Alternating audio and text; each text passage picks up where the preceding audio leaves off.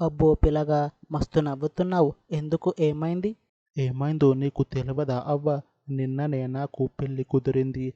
ఈ వచ్చే వారమే పెళ్లి కూడా అంటున్నారు. అలానే అదే రోజు కార్యం కూడా పెడతా అని అంటున్నారు. అబ్బో పిల్లగా, నువ్వు పెళ్ళి ఈ తొక్కలో కార్యం కోసం చేసుకుంటున్నావా ఏంటి? ఏంటి, తొక్కలో కార్యమా? మరి అలా అనేసావేంటి అవ్వ? చూడు బిడ్డ, నీ మంచు కోరే చెప్తున్నా. పెళ్ళి ఎలానో కాలేదు, కేవలం పెళ్లి చూపులే కదా అయ్యింది. ఈ పెళ్ళి వద్దు అను. నీకేంటే అవ్వ, నీకు పెళ్ళి ఎప్పుడో అయ్యింది. నా బాధ నీకేం తెలుసు? నువ్వు ఎంత చెప్పినా నేను వినా. నువ్వు వద్దు అన్నా కూడా నేను పెళ్లి చేసుకుంటా, కార్యం కూడా జరుపుకుంటా.